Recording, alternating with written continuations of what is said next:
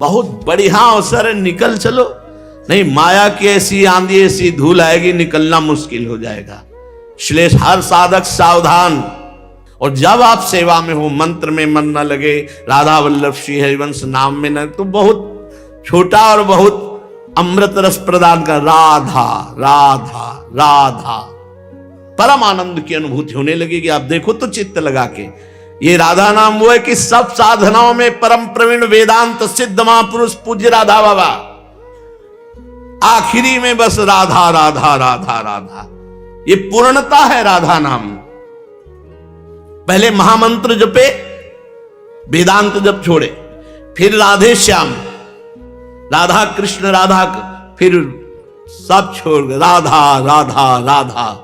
कई बार सत्संग में कहा, चाहे गृहस्थ हो चाहे विरक्त हो, अगर परदोष दर्शन पर चर्चा सुनना और कहने का स्वभाव है तो सब साधन भजन चाट जाएगा। ये पर दोष दर्शन करते हो, पर चर्चा करते हो तो तुम साधक हो, तुम अपने भजन को बचा रहे हो, नष्ट कर रहे हो, तुम्हारी बुद्धि अशुद्ध है। नहीं, कहा सुने न काहू की कही कहे न अपनी बात, नारायण व रूप में मगन रहे दिन रात, उठते बैठते चलते फिरते खाते पीते हर समय अपने इष्ट के चिंतन में, उनके भरोसे में, उनके आश्रय में। इन बातों को पकड़ो। आज्ञा का पालन ही सबसे बड़ा भजन है। अपने जीवन को समर्पित कर दो तो हरिवंश नौका में बैठे, तुम्हें हाथ पैर मारने की जरूरत नहीं। श्री हरिवंश प्रताप नाम नौका निज खेवक, भवसागर सुख तरत निकट हरिवंश जो सेवक। नाम जप करते हुए हरिवंश चंद्र जी की नौका में बैठे, भव समुद्र से पार करके श्री जी तक पहुंचा दिए। हमारी ताकत नहीं कि हम तैर कर जाएं, इतनी सामर्थ्य नहीं, इतने बड़े बड़े काम क्रोध आदि ग्राह है कि खा जाएंगे, सारे भजन को खा जाएंगे। इसलिए महारानी जी की शरण में रहो, परिचर्या में रहो और निरंतर नाम जपने का अभ्यास करो। चलते हैं श्रीमद् भागवत महापुराण। प्रसंग चल रहा है महाभागवत, भगवत अनुराग में डूबे हुए 12 वैष्णवाचार्यों में एक वैष्णवाचार्य श्री भीष्म जी महाराज शांतनु के द्वारा गंगा जी के गर्भ से नैष्ठिक ब्रह्मचर्य धारण करने वाले ऐसा महापुरुष कौन होगा जो अपने पिता के सुख के लिए संकल्प ले लिया कि जीवन में कभी राज सिंहासन पर नहीं बैठेंगे। और अधिकारी यही हैं, शांतनु जी के पुत्र हैं, इसलिए प्रथम अधिकार भीष्म जी का है। देवव्रत पहले नाम था। पिता के लिए जब सत्यवती जी को लेने की बात कही तो उनके पिता ने कहा, आप सिंहासन में बैठोगे? कहा, जीवन प्रण करता हूं कि कभी हस्तिनापुर के सिंहासन पर नहीं बैठूंगा। तो आप नहीं बैठोगे तो आपके लड़के बैठ जाएंगे। तो उनका प्रण करता हूं आजीवन ब्रह्मचर्य रहूंगा, कभी भी सहवास नहीं करूंगा। उसी समय भीष्म नाम पड़ा, आजीवन नैष्ठिक बाल ब्रह्मचारी। भीष्म जी के इस प्रण को जब शांतनु जी ने सुना मेरे लिए, तो उन्होंने आशीर्वाद दिया, मृत्यु विजयी भव। जब तुम चाहोगे तो मृत्यु आएगी नहीं, मृत्यु पर तुम्हारी विजय है, मृत्यु तुम पर विजय प्राप्त, इच्छा मृत्यु का वरदान दिया। परम धर्मज्ञ सिरमौर भगवान के परम प्रेमी महान भक्त परम ज्ञानी श्री भीष्म जी महाराज समस्त संसार के वीरों में अग्रगण्य नेता। औरों की तो बात ही क्या, उन्होंने अपने गुरु भगवान परशुराम जी को युद्ध में संतुष्ट कर दिया। जब काशी में स्वयंवर हो रहा था अंबिके अंबालिके, तो यहां हस्तिनापुर निमंत्रण नहीं आया था, क्योंकि जो चित्रांगद वो तो युद्ध में गंधर्व के द्वारा मारे गए थे, और विचित्रवीर बहुत ही सुकुमार राजकुमार बल विक्रम तो भीष्म जी का चलता था। इसलिए जब भीष्म जी ने सुना, अपनी तरफ से तैयार होकर, क्योंकि स्वयंवर में वीरता की प्रधानता होती थी, कुछ शर्त रखी हो गई तो उस शर्त को पूरी करो, अगर शर्त नहीं है तो छत्री की भुजाओं के वही बल का पराक्रम उस स्वयंवर पर विजय प्राप्त कर सकता है। भीष्म जी गए तो सब राजा ने, एक तो कुछ जो धार्मिक थे सम्मान किए और दूसरे थे तो उपहास किए, कहते थे आजीवन ब्रह्मचर्य रहेंगे, ब्रह्मचारी को स्वयंवर में जाने की क्या जरूरत है, उपहास किया। भीष्म जी मंच पर पहुंच करके उन्होंने कहा, हस्तिनापुर नरेश महाराज विचित्रवीर्य के लिए मैं इन तीनों कन्याओं का बलपूर्वक अपहरण करता हूं, जिसकी भुजाओं में ताकत हो युद्ध के द्वारा मुझे पराजित करे, नहीं तो सबको पराजित करके मैं इन राजकुमारियों को महाराज विचित्रवीर्य के लिए ले रहा हूं, सभा में घोषणा की। तीनों राजकुमारियों, किसकी ताकत थी कि भीष्म जी को कोई रोक दे? अंबा जी का पहले से शाल्व से दोस्ती थी, मित्रता थी। जब ये पता चला शाल्व को कि स्वयंवर में जबरदस्ती भीष्म जी तीनों को रास्ते में ही घेर लिया, बहुत बलवान था शाल्व, बहुत बलवान था, लेकिन भीष्म जी के आगे किसी की नहीं।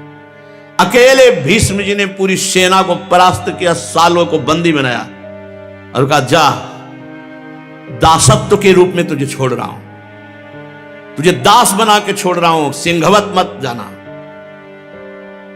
अब वो जब पराजित हो गया, कहने की हिम्मत नहीं थी, ना अंबा को अपनी बात कहने की हिम्मत हुई, ना शाल्व को।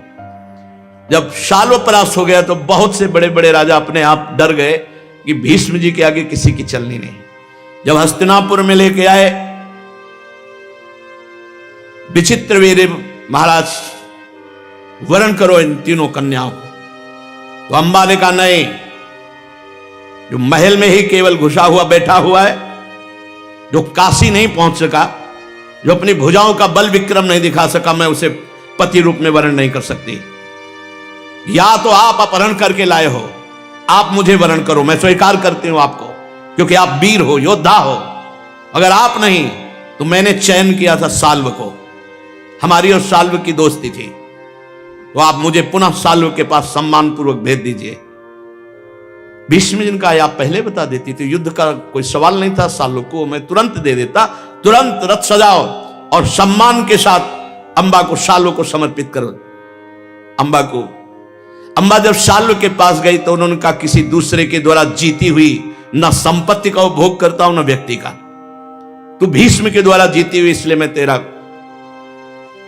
उसने कहा, आप हमसे प्रेम करते हैं, मैंने भीष्म जी से ऐसा मैं नहीं स्वीकार करता, भीष्म के द्वारा जीती हुई कन्या को मैं स्वीकार नहीं करता। वो बहुत बलवान और अभिमानी था। अम्मा जी भीष्म के पास गई, शाल्व ने मुझे ठुकरा दिया, अब तुम स्वीकार करो। कहा, कदापि नहीं, मेरी तो भीष्म प्रतिज्ञा है कि आजीवन ब्रह्मचारी रहेंगे। बड़े बड़े ऋषि मुनियों के आश्रमों में गई, सबसे सहायता मांगी, जिससे मैं प्यार करती थी, शाल्व ने ठुकरा दिया, भीष्म जी ने अपहरण किया और स्वयं वरण नहीं किया, और मैं विचित्रवीर्य का वरण नहीं कर सकती, इसलिए मुझे सहयोग दो। भीष्म नाम सुनते ही बड़े बड़े ऋषि मुनि नहीं, भीष्म के खिलाफ। एक दिन भगवान परशुराम जी के शिष्य अकृतवर्ण थे, उन्होंने कहा, भीष्म जी के गुरु हैं परशुराम जी, यदि भगवान परशुराम से प्रार्थना करो तो तुम्हारी बात पक्की। बहुत प्रसन्नता हुई अंबा को, और कहा, अगर भीष्म ना माने तो बोले मृत्यु पक्की, क्योंकि भगवान परशुराम उनके गुरु सर्व सामर्थ्यशाली। बड़ी प्रसन्न हुई कि दोनों बातें बन गई। यदि भीष्म जी मानते हैं, मुझे पत्नी रूप में स्वीकार करते हैं तो ठीक, नहीं तो परशुराम जी युद्ध के द्वारा उन्हें मार देंगे। पूर्णिमा के दिन भगवान परशुराम जी गंधमादन पर्वत से वहां पधारे, ऋषि मंडली में बड़ा स्वागत हुआ, और वो व्रत रहकर परशुराम जी का इंतजार करती रही अंबा, केवल जल पी करके। भगवान परशुराम जी जब विश्राम कर चुके तो अम्बा को पेश किया। अम्बा ने प्रणाम किया और रो करके कहा कि भगवान मेरा क्या दोष, मेरी दुर्दशा जो हो रही है इसमें मेरा क्या दोष। साल्व मुझे वरण करता जबरदस्ती अपहरण कर लाए भीष्म जी। भीष्म जी ने स्वीकार नहीं किया, साल्व ने ठुकरा दिया, मेरा जीवन बर्बाद हो गया भीष्म के कारण। तो इसलिए मैं आपकी शरण में हूं, आप मेरी रक्षा कीजिए। भगवान परशुराम जी ने कहा क्या चाहते हो? भीष्म जी मुझे वरण करें। बोले वो सत्य प्रतिज्ञा है, उसने प्रतिज्ञा की है कि मैं बाल ब्रह्मचारी रहूंगा। तो उनका भगवान फिर दंड दीजिए, मैं भीष्म की मृत्यु चाहती हूं। तो उनका ठीक है, मैं शर्त रखूंगा ब्याह या युद्ध, राजी हो? अम्बा बड़ी प्रसन्न हुई। भगवान परशुराम जी हस्तिनापुर के बाहर ही सूचना पहुंचाई तो भीष्म जी बड़े बड़े प्रधान जनों के साथ आकर भगवान परशुराम जी का पूजन किया, क्योंकि गुरु हैं अस्त्र विद्या के। 4 परिक्रमा की साष्टांग दंडवत हुए और उनका भीष्म मेरी आज्ञा है, अम्बा को स्वीकार करो। तो उनका गुरुदेव आपको पता हो कि मैंने नैष्ठिक ब्रह्मचर्य का नियम लिया है, आजीवन बाल ब्रह्मचारी। तो उनका फिर युद्ध स्वीकार करो। उनका भगवान यद्यपि मैं आपका शिष्य हूं पर मैं क्षत्रिय कुल में हूं, आप ललकार रहे हैं तो मैं आपके युद्ध को स्वीकार करता हूं, लेकिन अम्बा को नहीं। परशुराम जी को बड़ा गुस्सा आया कि हमसे युद्ध करेगा। दूसरे दिन से युद्ध प्रारंभ, भगवान परशुराम और भीष्म जी का। गए, उनके रथ की 4 परिक्रमा की, प्रणाम किया और कहा गुरुदेव आशीर्वाद दीजिए कि सामने वाले पक्ष पर हम विजय प्राप्त करें। तो उनका ऐसा कैसे हो, सामने वाला पक्ष तो मैं हूं, मैं विजय श्री का आशीर्वाद तो नहीं दे सकता, लेकिन इतना कहता हूं कि तुम्हें शपथ है उठा के मत रखना, छुपाना मत, समस्त अस्त्र विद्या जितनी सिखाई सब हम पर प्रहार करना, संकोच मत करना। बोले जो आज्ञा।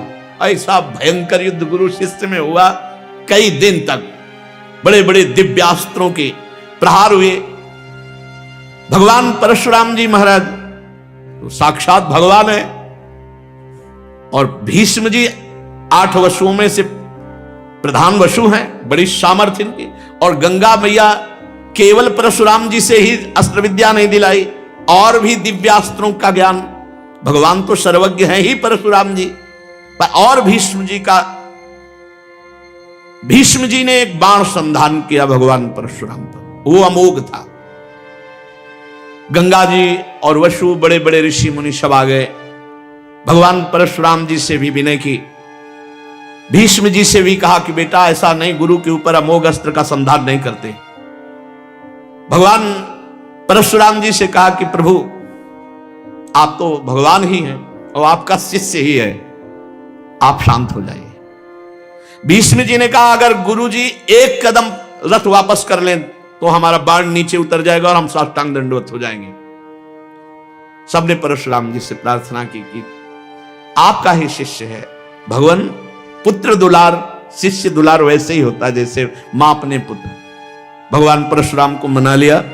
परशुराम जी तो साष्टांग उतर कर भीष्म जी ने दंडवत की, परिक्रमा की। तो अम्बा ने कहा मेरा क्या होगा? बोले जो तेरा होला हो जाओ। यहां झगड़ा करवा दिया गुरु शिष्य में और भगवान महेंद्राचल पर्वत चले गए भगवान परशुराम जी। तो यहां कह रहे हैं कि भीष्म जी अपने गुरु भगवान परशुराम को भी युद्ध में संतुष्ट कर दिया। शांतनु के पहले सत्यवती जी मछुआरे के घर में पल रही थी, इसलिए जो बड़े बड़े राजा थे तो सत्यवती के गर्भ से जो प्रकट हुए चित्रांगद विचित्र वीर हैं, इसीलिए थोड़ा सा कि उदास कन्या है। दासराज की कन्या सत्यवती जी से चित्रांगद विचित्र वीर, चित्रांगद को चित्रांगद नामक गंधर्व ने मार डाला था। दासराज कन्या सत्यवती से भगवान के कलावतार श्री कृष्ण द्वैपायन व्यास जी पहले ही बाल्यावस्था में प्रकट हुए थे पराशर जी के द्वारा। देखो भगवान का यह अवतार, इसमें कोई कामलीला नहीं थी। नौका पर बैठालकर नवीन अवस्था, अभी प्रौढ़ भी नहीं हुई थी, तो भगवान पराशर जी को पार कर रही थी। पराशर जी ने सत्यवती जी की तरफ देखा और समय को देखा और ध्यान के द्वारा देखा, इस समय जगत का मंगल करने वाले, वेदों का विस्तार करने वाले, पुराणों की रचना करने वाले भगवान अवतार लेने। तो उन्होंने कहा, बेटी तुम्हारे गर्भ से भगवान के अवतार का संयोग है इस समय। तो उनका, भगवान मेरे शरीर से मछली की तरह दुर्गंध आ रही। बोले, आज से कमल किसी सौरभ योजनों जहां तुम्हारा शरीर होगा उससे आसपास 4 कोस तक ये सुगंध फैलेगी। इसी सुगंध से आकर्षित होकर के महाराज शांतनु आए थे। कहा, भगवान इस समय तो दिन है, घोर अंधकार कोहरा को पैदा कर दिया। और कहा, भगवान मैं कन्या हूं। तो उनका, कन्या ही रहोगी। कहा, भगवान कैसे कन्या रहेंगी, जब उदर में गर्भ होगा तो संसार जानेगा। बोले, नहीं, तत्काल बालक प्रकट होगा। नाव में ऐसी बात करके भगवान पराशर जी ने संकल्प किया।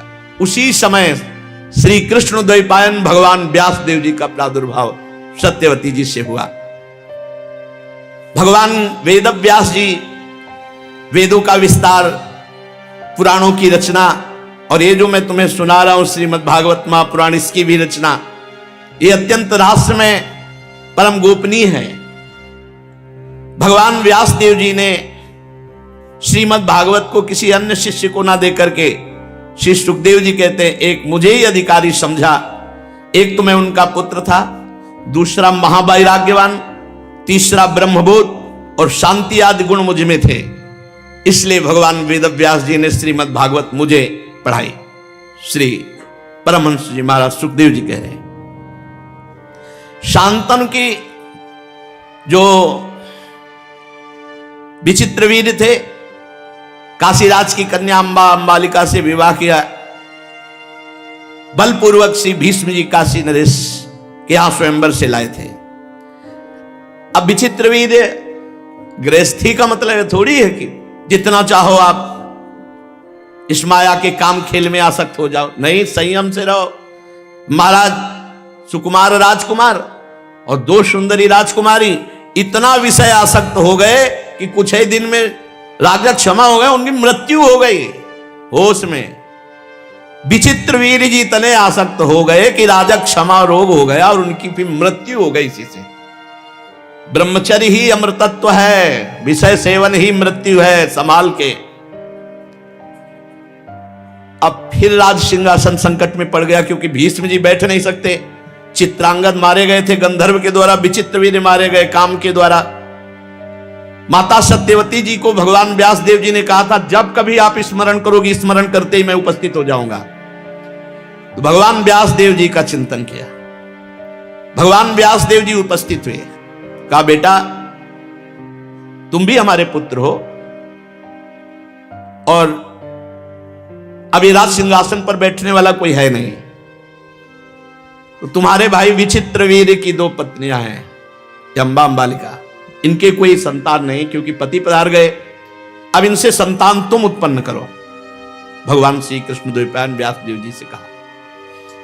शास्त्रीय पद्धति है, किसी भी ब्रह्म ऋषि से जो परम पवित्र, ऐसा कई ऐसे राज चरित्रों में आता है, अगर संतानहीन राजा है तो वो अपने को इतना घृणित बनाए, घी ऐसे सब ऐसे लगा के घृणित रूप करके जाए, केवल संतान उत्पत्ति एक बार, फिर दोबारा अगर मिला तो वो नरकगामी होगा।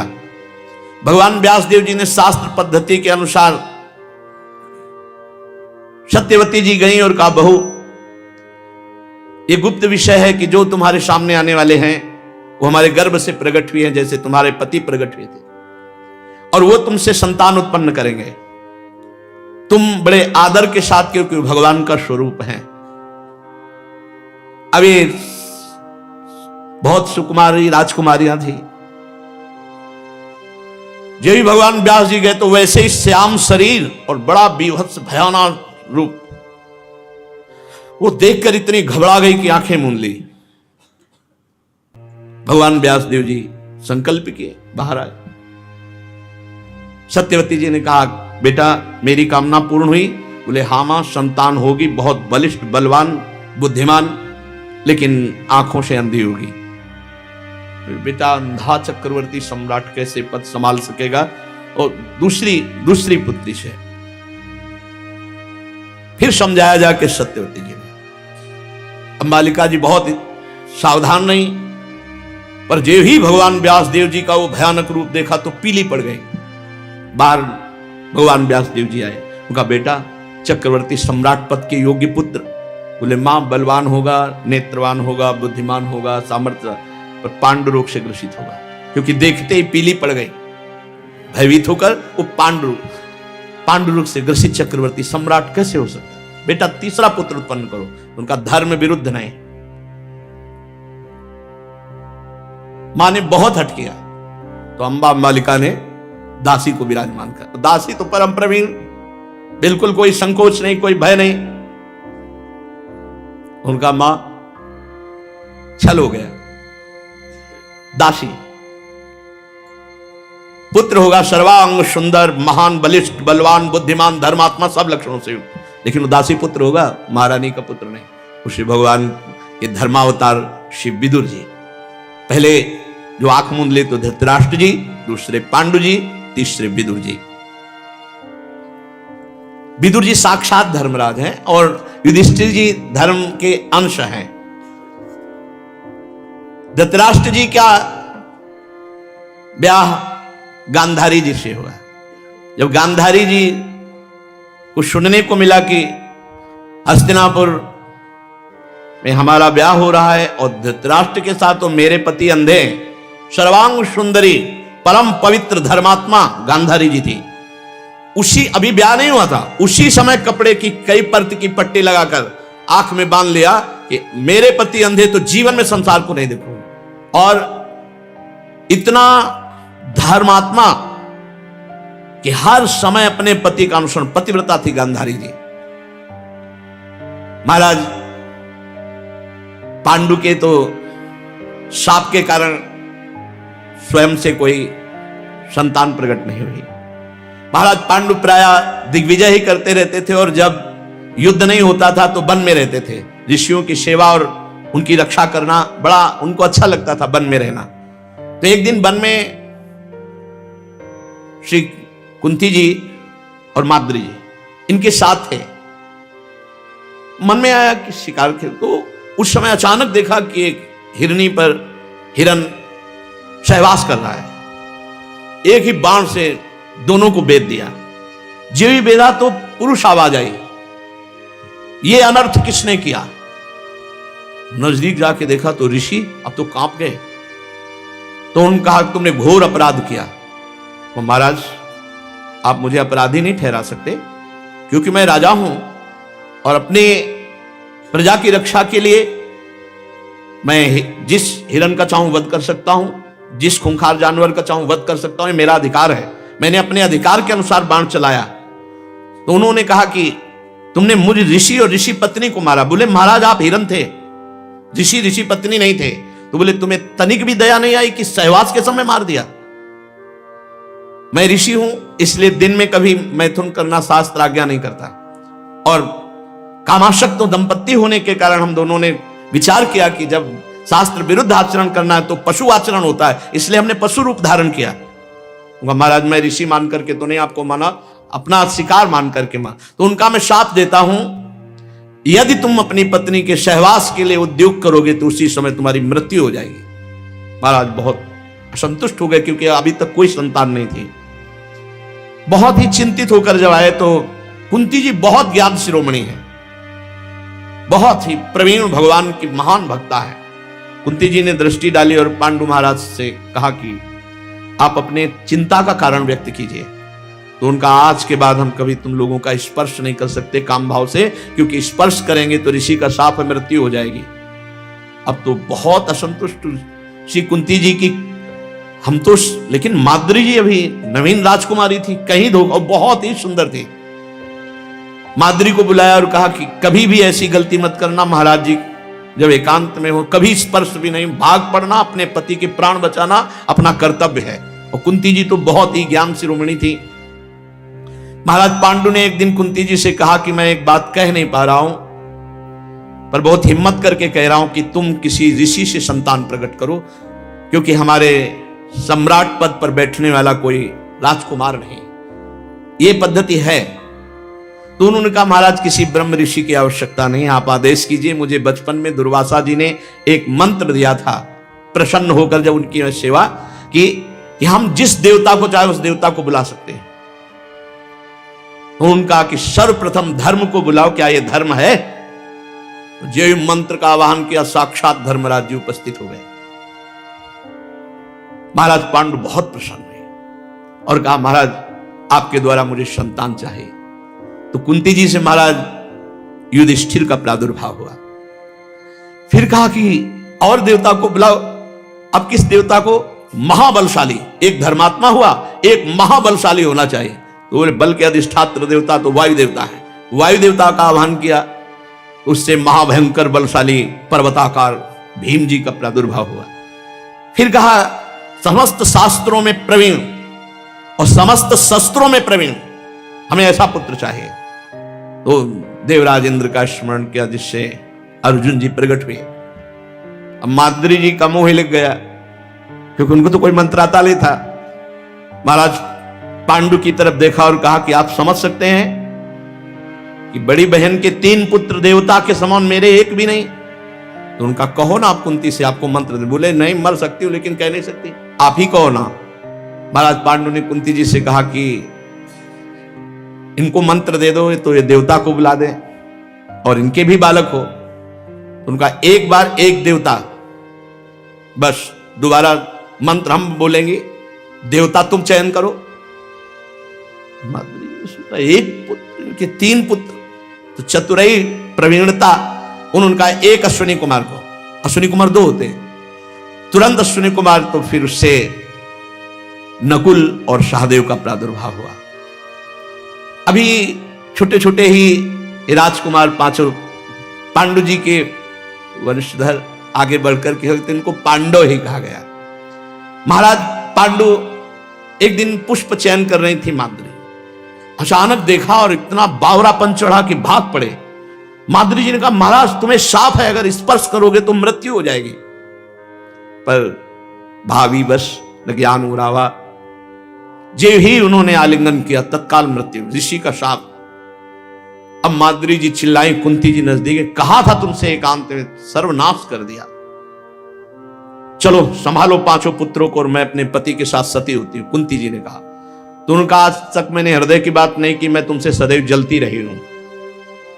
महाराज आपको बहुत प्यार करते हैं ऐसे भाव से, तो वो जलन आज भी मेरे हृदय में, मैं 5 को बराबर प्यार नहीं कर पाऊंगी। और आप, मुझे विश्वास है कि आप अपने पुत्रों से भी अधिक प्यार हमारे पुत्रों से करेंगी। इसलिए प्रार्थना है, महाराज ने मेरे लिए शरीर छोड़ा है, तो मैं भस्म होकर के उनके पतिलोक में जाऊंगी और आप पुत्रों का पालन कीजिए। माद्री जी पांडव जी के साथ सती हुई। अब समस्त ऋषियों ने कुंती जी को सलाह दी कि आपको जंगल में रहना उचित नहीं है, आप अपने हस्तिनापुर पधारिए, क्योंकि महाराज अंतर ध्यान हो चुके हैं। तो समस्त ऋषियों ने भीष्म जी को सूचना दी हस्तिनापुर में। महाराज पांडव के 5 जो पुत्र हैं, पांडु जी के 5 पुत्र पांडव कहे जाते हैं, उनको लेकर मैं, भीष्म जी बड़े प्रसन्न हुए। वो तो दिव्य अंतर्धान की गति से कुंती जी और 5 पुत्रों को भीष्म जी ने स्वागत, जो ही ये स्वागत के शब्द कान में पड़े धृतराष्ट्र और गांधारी के, और आकर के छोटे छोटे बालकों ने चरण छुआ, बहुत अंदर। गांधारी जी के कोई संतान प्रकट नहीं हो रही थी, तो भगवान व्यास देव जी ने कृपा करी संकल्प। तो जब उनके तो एक जैसे लौकी होती है, ऐसे एक प्रकट हुआ ना कोई बालक ना कोई कुछ। गांधारी जी को बड़ा क्रोध आया, जब स्पर्श किया देखा ना हाथ न मुंह न पैर, एक ऐसे। तो भगवान व्यास देव जी ने तुरंत कहा कुछ मत करना, और उसके 100 विभाग किए, 101, 100 घड़ों में अलग और 1 घड़े में अलग। तो जो 1 घड़े में अलग हुई थी वो उनकी दुश्शला नाम की बहन थी, और जो 100 घड़े में हुए थे 100 पुत्र है, दुर्योधन दुशासन आदि। महाराज धृतराष्ट्र के 100 पुत्र, 1 पुत्री, और कुंती जी महाराज पांडु से, और माद्री जी 5, ये 5 पांडव। जब दुर्योधन ये दुशासन आदि खेलने के लिए तो खेल अधूरा ही हो जाता। जैसे पेड़ पे चढ़ने वाला खेल है तो सब कौरव चढ़ गए, तो भीम जी को कोई चढ़ने उतरने की जरूरत नहीं, नीचे से पकड़ के हिला दिया, सब नीचे गिर पड़े। किसी की गांठ फूटी, किसी के, सब शिकायत करते धृतराष्ट्र से जाके कि कोई भी खेल नहीं हो सकता भीम के आगे। तो ये हुआ कि अंदर अंदर प्लानिंग बनी और भीम को मार डाला जाए। बच्चे ही थे, बोले गंगा जी के किनारे उत्सव मनाया जाए। पूरी प्लानिंग बन चुकी थी बड़े बड़े मंत्रियों के द्वारा भी। दुर्योधन आदि ने जब ऐसा स्वीकार किया तो पांडवों ने भी स्वीकार कर लिया, वहां खेलेंगे, खाएंगे, आनंदित घूमेंगे। गंगा के किनारे खूब सुंदर वन है, बड़े सुंदर सुंदर राज तंबू तने सब ऐसे। और एक भोजन अलग बना और एक खीर बनी मेवा मिष्ठान से। मतलब मन दो मन भी खा जाए भीम तो डकार नहीं आती थी। बड़वा नल मानो पेट में हो, तो बड़ी बड़ी कराहों में खीर तैयार की गई, उसमें हलाल विष डाल दिया गया और वो केवल भीम को पवाना है, क्योंकि पता था चार तो सब ऐसे ही महाबलशाली, भीम अगर मर गया तो सब ठीक रहेगा, नहीं ये कभी भी कौरवों की विजय नहीं होने देगा।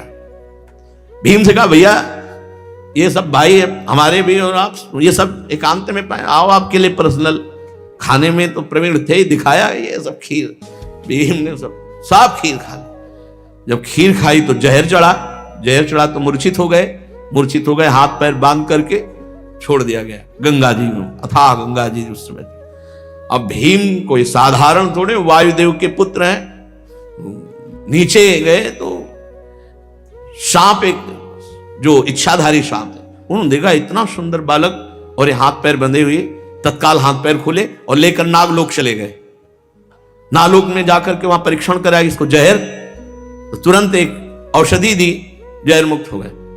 कौन हो आप? उनका महाराज पांडु का पुत्र भीम। अरे महाराज पांडु तो हमारे बहुत परिचित है, तुम तो हमारे ही घर में आ गए, मानो अपने घर में आ गए, मैं तुम्हारे नाना के समान हूं ऐसा।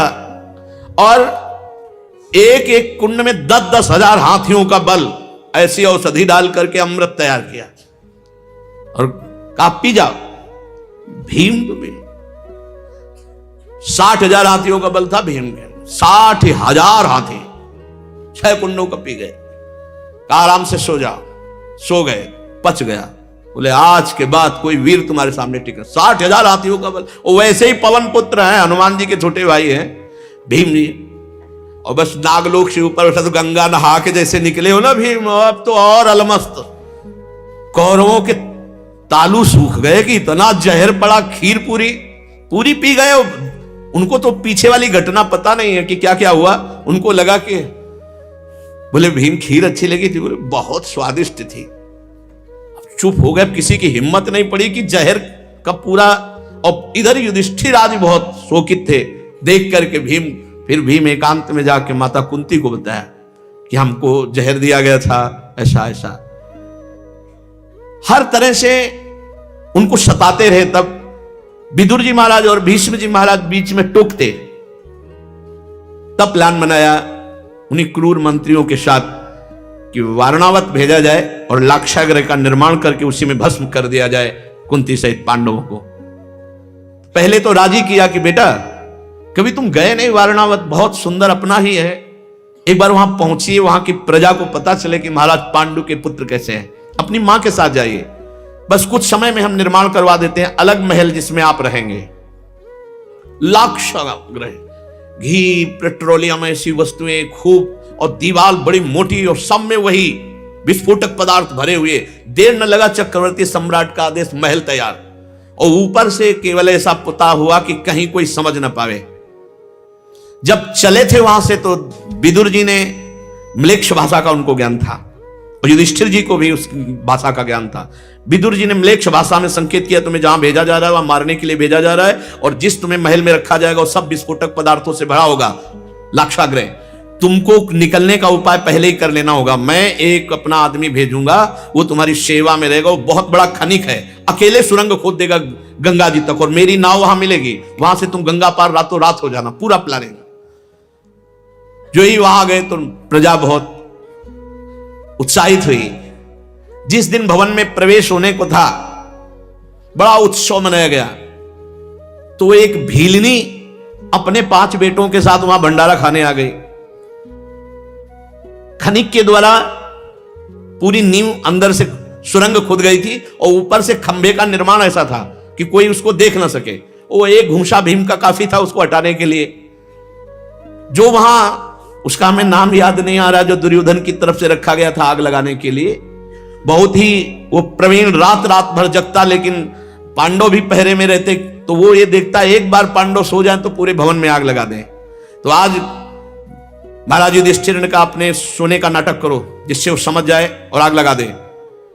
जिस दिन भंडारा था वो भीलनी अपने 5 बेटों के साथ जंगली मदिरा पीकर आई हुई थी, अच्छे अच्छे पदार्थ पाए, वो बेशुद्ध सी थी और ये किसी ने नहीं देखा और आग लगा दी गई। तो वो आग जिधर से लगाई भीम उधर आग लगा दिए, तो वो भी मरा, वो भी उसमें भस्म हुआ, पुरोचना वो भी उसमें भस्म हो गया। भीम ने भुजा से प्रहार करके खंभा तोड़ा, उस सुरंग से लेकर के बाहर हुए। उधर नाव लगी हुई थी विदुर जी के द्वारा, नाव में बैठे गंगा पार हुए। नाव के जो नाविक थे उन्होंने कहा कुछ खबर तो बस कह दो जाकर के कि आपकी कृपा से हम मां सहित सुरक्षित अब वन की तरफ जा रहे हैं। अब इतने कोमल शरीर वाले सब भाई और मां ऐसे बैठाला महाराज युधिष्ठिर को, नकुल सहदेव को ऐसे लिया, सबको घसीटते हुए, माता जी को भी, सबको जैसे कोई वाहन हो, अपने 4 भाइयों को और माता कुंती को लेकर भीम, क्योंकि सब त्रसित थक गए थे। काफी हजारों किलोमीटर जंगल पवन वेग से कि कोई सूचना ना पावे। इधर हस्तिनापुर में सूचना हुई, लाक्षागृह में पांडव और लाश भी मिली 5 पुरुषों की, एक भीलनी की। तो लगा कि कुंती सहित बड़ा हाहाकार मचा।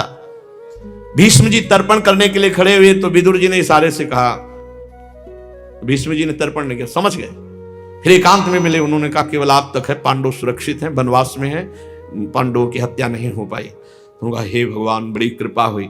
अब भीष्म जी थक गए थे, प्यासे अर्जुन वगैरह, तो एक विशाल जंगल के बीच में एक वृक्ष के नीचे उनको विराजमान किया और अपने वस्त्र को सरोवर में डुबो करके उनके सबको पानी पिलाया। बैठे ही थे कि एक राक्षस वहां पेड़ पे रहता था, हिडिंबा, और बहन थी हिडिंबी। तो उससे कहा कि हमें सुगंध आ रही है भोजन की। उनका हाँ 5 महारथी बलवान और एक स्त्री है। बोले लाओ, बहुत दिन का भूखा हूं, खा जाओ इन 5 को। दोनों मिलके खाते हैं, उत्सव मनाते हैं। वो गई, जब गई तो महान पराक्रमी भीम को देखा, राक्षसी थी पर लुभायमान हो गई। भीम से कहा सुनो, भीम सावधान होकर देखे, राक्षसी सोई। वो कहने की बड़ा सुंदर रूप धारण किया उसने और कहा मैं तुम्हें पति रूप में वरण करती हूं। नहीं नहीं, हमारे बड़े भ्राता है ऐसा। उनका तुम्हारी जान बचा रहे हैं, हमें पत्नी रूप में ले लो तो जान बच जाएगी, नहीं तो हमारा जो भाई है ना खा जाएगा आपको सब, वो भूखा बैठा है। कुंती जी जग गई। कुंती जी ने जब पूरी बात समझी और भगवान की प्रेरणा समझी कि भगवान की इच्छा है, तो भीम से कहा स्वीकार कर लो। माता की आज्ञा और युधिष्ठिर जी की सहमति से पत्नी, इतने में उसको गुस्सा आया कि इतनी देर हो गई, अभी नजदीक आए तो खड़ी हो गई। वो तुम्हारी ताकत नहीं कि हमारे पति और हमारे परिवार की तरफ आंखो, हम धोखा दे दिया। आई थी आप यही, अब तो भीम ने कहा तुम्हें हमारी रक्षा करने की जरूरत नहीं है, हम में इतनी सामर्थ्य है। और हिडिंबा को थोड़ी देर युद्ध किया और मार गिराया। अब वो भीम से बोली आप हमारे पति हैं तो हमको संतान चाहिए। कुंती जी ने अनुमति दी तो उस भीम से घटोत्कच उसी से प्रकट हुआ। अब वो दोनों सेवा में, जैसे पर्वत लांघना है तो पीठ में बैठ गए, वायुयान का काम उससे बड़ा सहयोग मिला। महाराज एक जगह गंधर्व गंगा स्नान कर रहे थे तो ये 5 उन्होंने आक्रमण किया, तो अर्जुन ने उनके रथ को भस्म करके उनकी शक्ति को क्षीण किया। तब वो चित्ररथ गंधर्व, उसने कहा महाराज किसी मनुष्य की ताकत नहीं थी कि मुझ गंधर्व को परास्त कर दे, आप में जरूर दैवी शक्ति विराजमान है। अर्जुन जी पर मैं आपसे प्रार्थना करता हूं कि आज तो आप जीत गए मेरे से, लेकिन मेरी जैसी किसी दिव्य शक्ति से जीतने के लिए आपके साथ कोई ब्रह्म ऋषि होना अनिवार्य है। इसलिए आप किसी ब्रह्म ऋषि का वरण करके ही आगे जाइए, नहीं तो आप परास्त हो जाएंगे। धौम्याचार्य जी का उन्होंने वरण किया। तो एक नगर में नगर पड़ा, तो उसमें कुछ दिन, एक चक्रा नगरी में, तो वहां कुछ दिन रुकने के लिए कुंती जी के सहित पांडव और धौम्याचार्य जी तो एक ब्राह्मण के घर रुके। तो जिस घर में रुके तो शाम के रोवा पीटी मच रही थी। तो कुंती जी गई और कहा कि आज तो ही हम आपके पास आए, आप रो क्यों रहे तब? तो उनका, जाओ आप अपने बच्चों सहित समय व्यतीत करो, आप हमारे संकट में काम नहीं आ सकते। उनका, बोलो ना। बोले एक राक्षस है यहां, सबकी ड्यूटी लगती है, नंबर आता है, तो एक मनुष्य और कितने कुंतल पुआ पूरी और सब क्या क्या और बैल और भैंसे सब ये लेके वहां पहुंचाना पड़ता है। जो पहुंचाता है उसको मिर्च की तरह खाता है, पूरा भोजन खा जाता है। अब हमारा नंबर है कल, इसलिए हम, तो बेटी कहती मैं पहुंचाऊंगी, बेटा कहता मैं, माँ और पिता रो रहे थे। कुंती जी ने कहा तुम चिंता न करो, हमारे 5 लड़के हैं, एक हम भेज देंगे, सब काम हो। उन्होंने कहा तुम अतिथि हो, ऐसा नहीं। तो कहा हमारे लड़के साधारण लड़के नहीं हैं, हम एक को भेजेंगे, वो काम समाप्त कर देगा, तुम चिंता मत करो। बड़ा ढांढस बंधवाया। बोले आप तैयार करो। तो खीर पूड़ी गुलगुला क्या क्या सामान गाड़ियों में भरकर सब, और कहा भैंस बैल, बोले इनको रहने दो, यहीं रहने दो। बोले स्वयं घसीट कर हमारा बालक ले जाएगा। भीम ले गए और उसकी गुफा के सामने दहाड़ लगाई। जब निकला तो खीर पूड़ी स्वयं खा रहे थे। तो उसने कहा हमारे भाग का, बोले चुप रहो, पहले खा ले दो।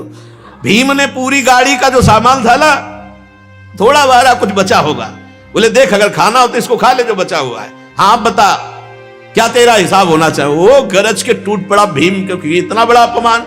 भीम ने उठा उठा कर खीर पुआ खा करके खूब मस्ती, उठा उठा कर पटक कर मार डाला और गांव के दरवाजे पर रख दिया, जहां से नगर का प्रधान दरवाजा था, और कहा किसी को भी भयभीत होने की जरूरत नहीं, मारा गया। एक चक्रा नगरी बड़ी आनंदमय हुई। अब कुंती जी ने कहा यहां से निकलना चाहिए, क्योंकि कहीं किसी को पता न लग जाए कि इतने बड़े महान राक्षसों का वध कौन कर सकता है, जरूर पांडव जीवित है। फिर वहां से भगवान व्यास देव जी के द्वारा प्रेरित होकर चले। इतने में कुछ ब्राह्मण लोग जा रहे थे, अपने अपने मृगचर में लिए, ये भी ब्राह्मण के भी भेष में रहते थे। वो आपस में राधे राधे हुई। बोले आप कहां जा रहे हो? बोले महाराज द्रुपद के यहां स्वयंवर है, तो हम जाकर स्वयंवर देखेंगे। तो भीम के हृदय में आया, युधिष्ठिर जी से कहा। अर्जुन तो शांत मुद्रा में। कुंती जी ने कहा बेटा मेरी भी इच्छा है कि तुम 5 स्वयंवर में जाओ और देखो, क्योंकि महाराज द्रुपद बड़े पराक्रमी और उनकी पुत्री का स्वयंवर है। गांव में गए, एक कोने में कुम्हार का घर था, वहीं रुके छुप करके। मृगचर्म और ब्राह्मण वेश में सभा में गए। वहां चक्र में घूमती हुई मछली की आंख को जल में देख के मारना है, ऐसे। भलो अगर स्थायी हो और जल में फिर मारना है, ऐसे मारना तो भी बहुत बड़े निशाने की जरूरत, लेकिन वो चक्र की तरह घूम रही है और उसकी आंख में वेदना है और जल में नीचे देखना है, और केवल 5 बाण है, 5 बार चांस मिलेगा। और प्रत्यंचा चढ़ाना इतना कठिन है कि कितने महावीरों के घुटने टूट गए, प्रत्यंचा नहीं चढ़ा पाए। कर्ण आया, ये सब तो दुशासन दुर्योधन आदि तो परास्त ही हो गए, प्रत्यंचा नहीं चढ़ा पाए। कर्ण आया, फटाक से प्रत्यंचा चढ़ाई और बाण संधान किया। तो द्रौपदी तू कौन है? क्या उत्तर दे? सूत पुत्र कर्ण। और उनका यहां क्षत्रिय राजकुमारों का स्वयंवर हो रहा है, सूत पुत्रों का नहीं, रख। अब कोई उत्तर नहीं दे। तभी तो कुंती माता से बहुत नाराज था। जब माता वो यही कहा था कि आज आप आ रही हैं और बता रही पुत्र, भरी भरी सभाओं में सूत पुत्र करके मेरा अपमान किया गया। उस समय नहीं कहा कि कर्ण मेरा पुत्र है। कर्ण निराश हो, सामर्थ्य थी लेकिन अब और कोई वीर, तो अर्जुन खड़े हो गए। जो ये अर्जुन खड़े हुए तो सबने कहा नहीं, ब्राह्मणों का नहीं, क्षत्रिय राजकुमार का होता है। तो सब ब्रह्म ऋषियों ने कहा नहीं, स्वयंवर स्वयंवर है और ब्रह्म ऋषि सबके ऊपर अधिकार रखते हैं, जाओ ब्राह्मणों की विजय होगी। अब तो स्वस्ति ना इंद्रो, सब अपने अपने वेद मंत्र उच्चारण। अर्जुन जी गए और भगवान का स्मरण कर ही रहे थे कि सामने दृष्टि पड़ी, द्वारिकाधीश भगवान और बलराम जी भी विराजमान। तो दृष्टि पड़ी, ऐसे भगवान इशारा कि आप अपना कार्य कीजिए, क्योंकि कोई जान ना पावे कि पांडव है। अरे अब ऐसी कथा है कि प्रसंग है। अर्जुन जी ने एक क्षण में प्रत्यंचा चढ़ाई, धनुष पे बाण लिया। 5 बाण की जरूरत नहीं थी, पहले ही बाण से मछली के नेत्र को वेध दिया है। सब आश्चर्यचकित, ऐसा ब्राह्मण तेजस्वी और धनुर्धारी तो देखा ही नहीं गया। महाराज आश्चर्य में पड़ गए कि हमने तो संकल्प किया था, यज्ञ से द्रौपदी को प्रकट किया था अर्जुन के लिए, लेकिन आज ब्राह्मण विजयी हुआ। अब तो द्रौपदी को लिया, चल पड़े। गांव के किनारे घर में था। युधिष्ठिर जी बोले, मां भिक्षा लाया हूं। कहा 5 पुत्र हो, 5 में बांट लो। देखा नहीं तो उनका, मां आप देखो तो राजकुमारी द्रौपदी, द्रुपद की पुत्री। तो उनका, बेटा अब तो मुझसे निकल गया, तुम 5 इसके पति हो गए। और उधर धृष्टद्युम्न स्वयं छुपे हुए वेश में आया कि कौन ऐसा ब्राह्मण हो सकता है जो इतना बड़ा धनुर्धारी। तो छुप करके पीछे आए और जब देखा कुंती और उनकी बात हो रही, वापस गए। महाराज द्रुपद से कहा, मुझे संशय है, वो ब्रह्म ऋषि नहीं है, वो ब्राह्मण नहीं। उनकी भुजाओं में जो चिन्ह बने हुए हैं प्रत्यंचा के, उनके हाथ में जो डट्ठा पड़े हुए हैं अस्त्र शस्त्र के, वो क्षत्रिय के हैं। एक बार आप निमंत्रण दो। कल निमंत्रण किया परीक्षा के लिए, वेद शास्त्र, अस्त्र शस्त्र, बहुत से वाणिज्य व्यापार की वस्तुएं। अब वो तो क्षत्रिय राजकुमार हैं, सीधे जाकर बड़े बड़े अस्त्रों को देखने लगे। विराट ने कुंती जी के चरणों में प्रणाम करके कहा, अब आपको सत्य बोलना होगा, कौन है आप? क्योंकि मेरा संकल्प था मेरी पुत्री को अर्जुन वरण करें। तब उन्होंने कहा, तुम्हारा संकल्प पूर्ण हुआ, ये जो मत्स्यवेद किया ये अर्जुन ने ही किया है, और मैं इनकी मां कुंती हूं, महाराज पांडु की पत्नी, और ये 5 पांडव हैं। अब तो महाराज फूले नहीं समाये, पर कुंती जी ने कहा कि 5 को ये पति रूप में वरण करेगी। बोले, ऐसा नहीं होने देंगे, धर्म एक पति के लिए कहता है। एक राजा की कई रानियां हो सकती हैं, लेकिन एक रानी के कई राजा पति हों ऐसा नहीं सुना गया। तो उन्होंने भगवान व्यासदेव जी का स्मरण किया। तत्काल भगवान व्यासदेव जी आए और बताया कि ये 5 इंद्र हैं पूर्व के, पूर्व ऐसे, और उनकी राजलक्ष्मी ही तुम्हारे यज्ञ कुंड से एक रूप द्रौपदी का रूप धारण करके प्रकट हुई। पहले भी 5 इस ऐश्वर्य के स्वामी थे, वही द्रौपदी, कोई स्त्री नहीं है। द्रौपदी कोई स्त्री नहीं है, स्त्री रूप धारण करके ये स्वर्ग की लक्ष्मी स्वयं अवतरित हुई, और ये 5 क्रमशः इंद्र रहे हैं पूर्व में, इसलिए 5 इसके पति होंगे, इसमें कोई संशय नहीं। और अगर तुम्हें उदाहरण लेना है तो मारिशा नाम की एक कन्या और 10 प्रचेता, 10 पति उसके थे। मारिशा के पीछे चरित्र सुना तो कई उदाहरण भगवान व्यासदेव जी ने दिए, महाराज द्रुपद को संतुष्ट किया। अब वहां जो ये कौरव पक्ष के आए हुए थे, बड़ा युद्ध शुरू हुआ कि ब्राह्मण लोग कैसे द्रौपदी को ले जा सकते हैं। भीम ने एक पेड़ उखाड़ा और जितने कौरव थे समेट करके बस अब भागे। कर्ण ने जब अर्जुन से युद्ध किया, तब युद्ध के बाद भाग पड़ा और दुशासन दुर्योधन से बताया कि मैं 100% कहता हूं कि ये पांडव है, इतनी सामर्थ्य विश्व में किसी धनुधर की नहीं कि मुझ कर्ण को भगवा दे युद्ध से। तो और सबने भी कहा कि इतनी मार में दम नहीं किसी की, भीम के अलावा, जो हम कौरवों को परास्त कर दे। जाके सब धृतराष्ट्र से बताए। धृतराष्ट्र ने कहा, इज्जत इसी में कि बहू को सम्मान के साथ घर लाया जाए।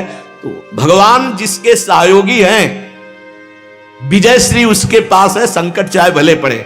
इसलिए निरंतर नाम जप करो, भगवत आश्रित रहो, धर्म विरुद्ध आचरण नहीं, मनमानी आचरण नहीं। ये जन्म भगवत प्राप्ति के लिए है, और भगवत प्राप्ति अहंकार शून्य हृदय पर जागृत होती है। अहंकार शून्य गुरुजनों की आज्ञा में रहने से होता है, भगवान की शरण में रहने से होता है। शेष चर्चा आगे।